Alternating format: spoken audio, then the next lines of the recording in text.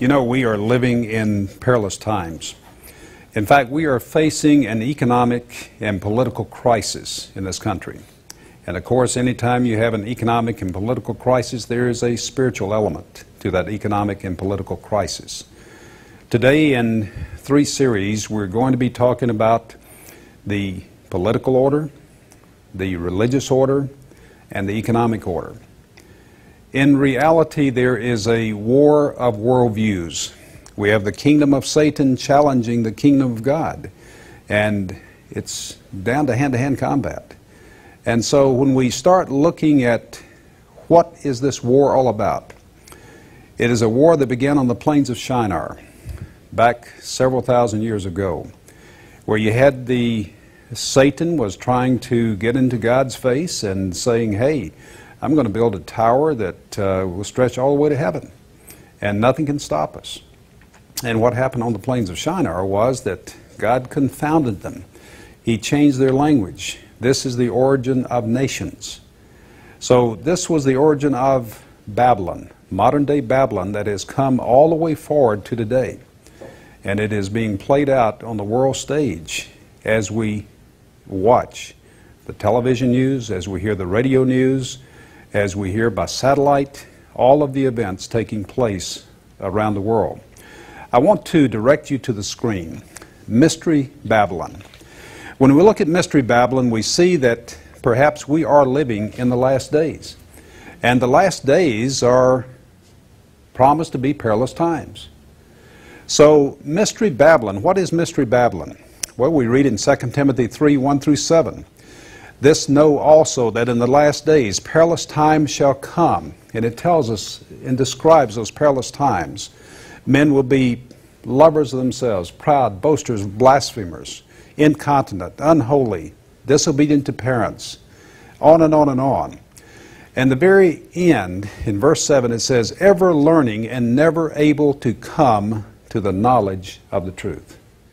Ever learning and never able to come to the knowledge of the truth. Revelation 18:4 would read, and I heard another voice from heaven saying, come out of her, my people, lest you participate in her sins and receive of her plagues. I don't know about you folks, but I want to avoid those plagues. So what does that really mean, come out of her? What is Mystery Babylon?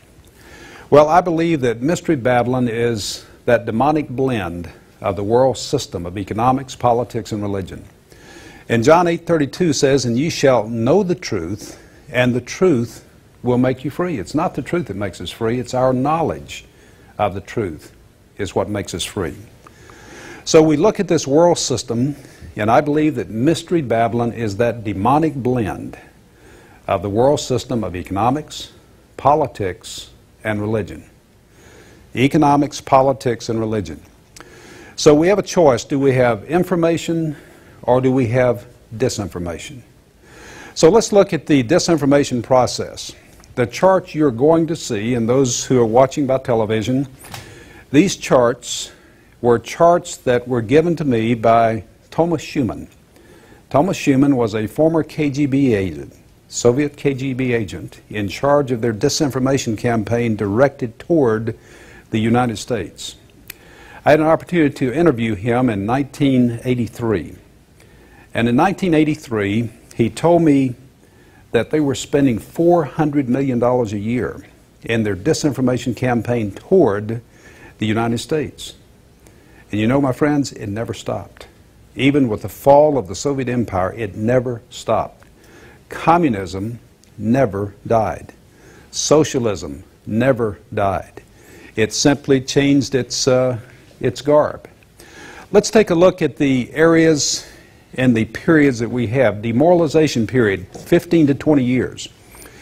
We have already come out of the demoralization period, and I'll show you the period I believe that we are in right now. The demoralization period, 15 to 20 years, and you will see this is history, what has happened in this country. Let's look at the areas of ideas. Let's go to ideas. Areas of religion, education, media, and the culture. Look at their methods and see the result. In the area of religion, let's take a look.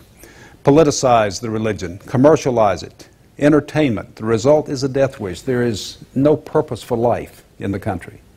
Do you see that's taken place already over the past 15 to 20 years? Look at education, permissiveness, relativity. The result is ignorant. We have a systematic dumbing down of our children in our government schools today. Systematic dumbing down.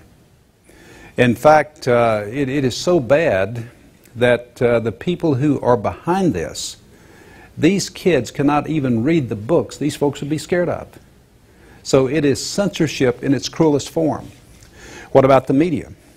The media monopolize, manipulate, discredit non-issues, and the result is uninformed media. We have the laziest and most uninformed media that I've ever seen in the country today.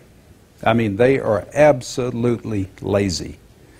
They are, nobody is willing to take a stand or go after the tough story and find the truth.